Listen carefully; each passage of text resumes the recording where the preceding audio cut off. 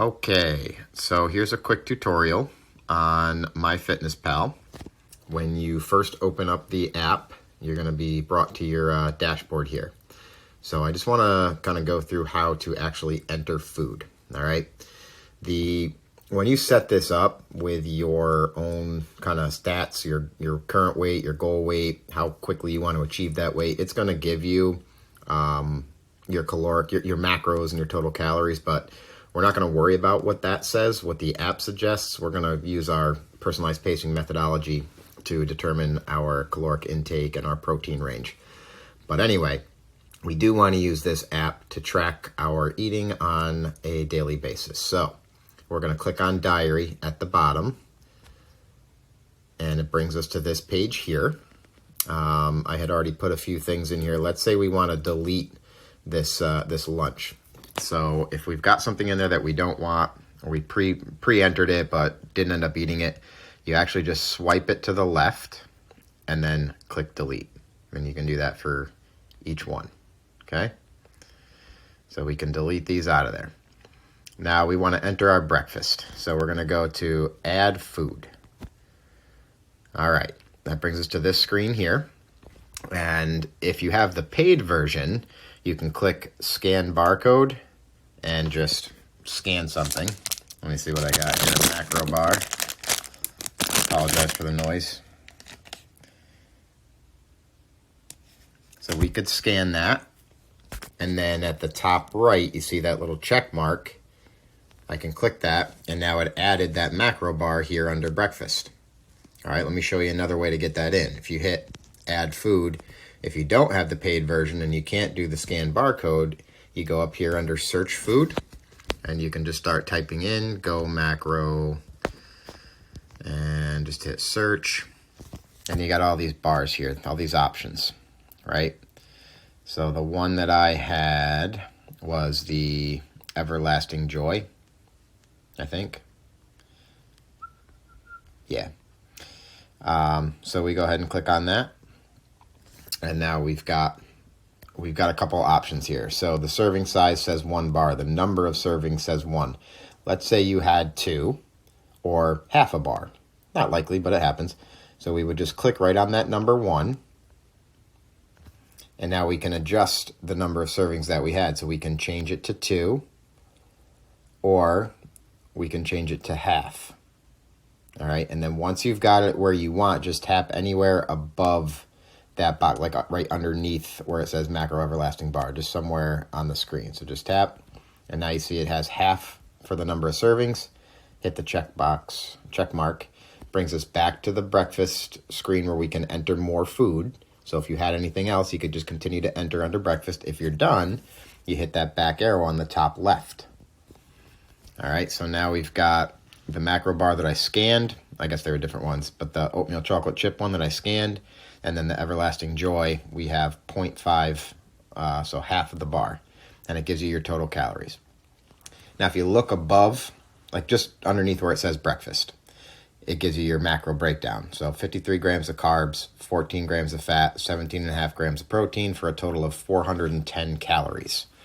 Now, that's how you can read that bar there. All right. Now, the cool thing that you can do here is once you've entered a food into your diary, it saves under your history. So you don't have to search, you don't have to type in the search any longer. You just go add food, and under history, you see how they are, they're here right here. So we got Everlasting Joy, oatmeal chocolate chip. These are all the things that are in my history that I've eaten. All right. All pretty good options, really. But anyway, so you can just very easily click on one from your history. If it's something new that you haven't eaten before, then you've got to search it. All right. So now I'm going to hit back. Okay. Another cool thing you can do. Let's delete these. So slide it to the left. Hit delete. Now these 3 little dots next to where it says add food in blue, if you go all the way to the right, you got those 3 little dots. If we tap those, we've got some options here. One that I use pretty often because I eat similarly, especially throughout the day, during the day until my dinners, but I eat a similar breakfast or lunch. I eat similar snacks throughout the day. So I can just copy them. Rather than entering them all in, I can go copy from date, And then over here, I can choose to put what I had for breakfast, lunch, or dinner.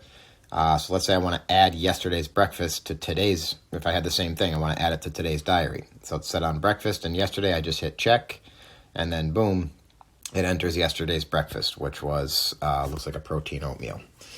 All right, and now that's in there. And again, underneath breakfast, it shows 88 grams of carbs, 15 grams of fat, 43 grams of protein for 628 calories. All right, so that was my breakfast for the day. Now, at the end of the day, all right, so we've got a lunch added in there. That was just kind of playing around with macronutrients, but anyway, so we got our lunch entered, we got our breakfast entered. We want to add dinner. Let's say it was chicken. I'm just going to click in here and start typing chicken. It will bring up in my history down below anything that I've used with the word chicken in it. So organic chicken breast. Go ahead and click on that. See how it's got 4 ounces as the serving size? Well, if I had 6 ounces, then I changed the number of servings here to 1.5. That would be 6 ounces. I actually had 8 ounces, right? So we change it to 2. 2 times 4 is 8. And then I just click outside that selection area. And now it's set. It also tells me here what the macro breakdown is for that chicken. 0 carbs, 2 grams of fat, 52 grams of protein for a total of 240 calories. So I'm going to check that box. Now it says food logged, but that's not all I ate for dinner. So I'm going to click here and I'm going to say brown rice. I'm just going to start typing it in, and then you see organic brown rice frozen. So I get those from Trader Joe's. I had 2/3 of a cup is what I typically have. Let's just say you had a cup of rice, cup of brown rice. So you click on that number of servings, and I'm going to change it to 1. Click outside the box. 43 grams of carbs, 1.5 grams of fat, 5 grams of protein, 200 calories. I'm going to go ahead and add that by hitting the check mark on the top right. Click. It says food logged. And now we also had broccoli. So right here.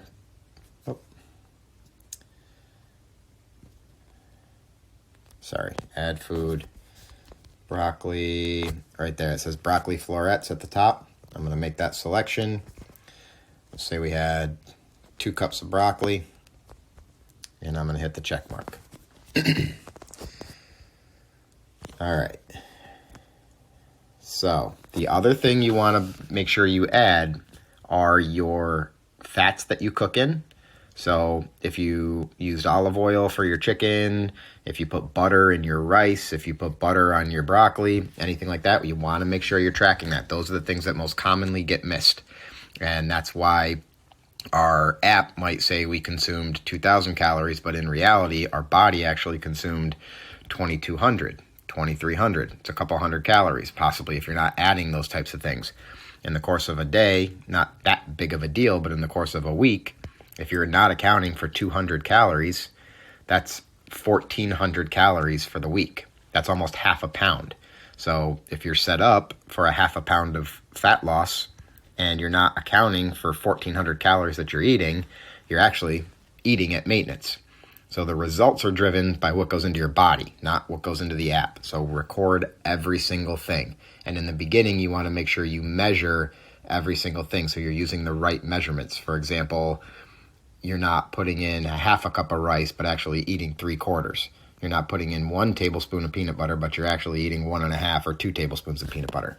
You got to be accurate in order to get these results. All right. I can't stress that enough. So let's go over here, and I'm just going to type butter.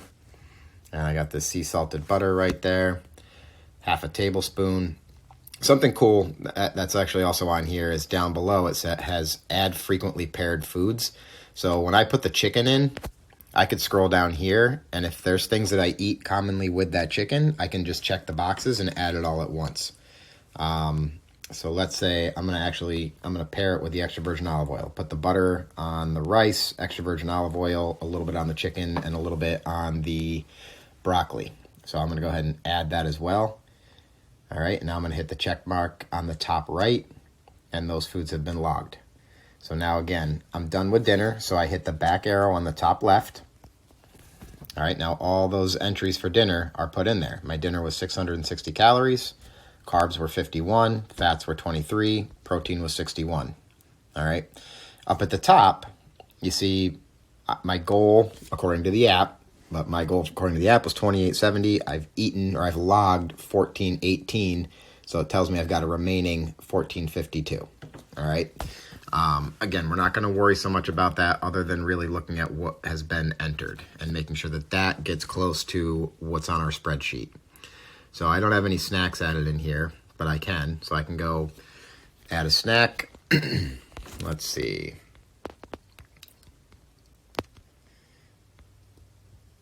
All right, so Icelandic Skyer. That's something that I eat pretty regularly in the evening.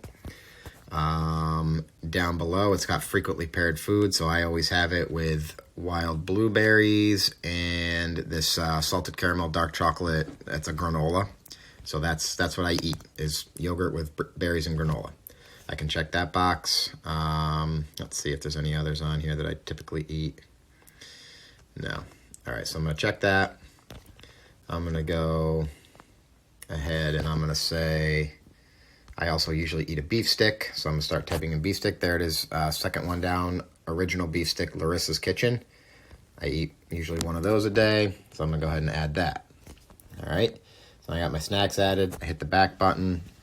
I'm not going to go through my entire day, but when you scroll all the way to the bottom, on the bottom left it says nutrition underneath complete diary. If you go ahead and click nutrition, and then at the top, just below the large nutrition, down below the subcategories, you've got calories, nutrients, and macros. If I go to macros, it'll give me exactly what my breakdown is. So I've got 181 grams of carbs, 58 grams of fat, 137 grams of protein. If my protein goal is 150 or higher or something like that, then I know where I'm at and what I need to do to get to that protein number. All right. So I can just say, all right, I need to have like a protein shake, or I need to have like a Pillar's drinkable Greek yogurt, which is 20 grams of protein for just 100 calories. So that would get me to 157. So, you just kind of use this tool to see where you're at and make sure you come within range. All right.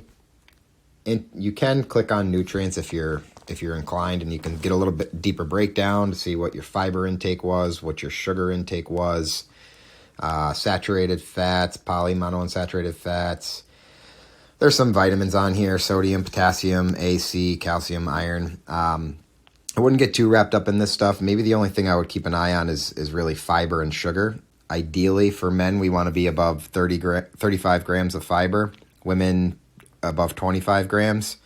And similarly for sugar, you want to be below 35 for men and below probably 30 or so for women. But don't get too hung up on that. But you do want to make sure you're getting a decent amount of fiber and just not a ton of sugar, right? All right, so I can close that by hitting the X. And I will be completely honest, I'm not sure what hitting complete diary does. I've hit it. I've not hit it. I very rarely hit it. I don't really know what the benefit of hitting it is. I could probably find that out and get back to you guys, but to me, it doesn't serve much of a purpose. One last thing I want to show you. Let's say, I'm going to go to another day here. Let's say you enter in a breakfast. Let me say you do eggs. If this is a common breakfast that you eat, so we're going to go cage-free eggs, 2 eggs. I'm going to go down here and just put some paired items just to make this quicker. So let's say I do it with some egg whites, yellow bell pepper.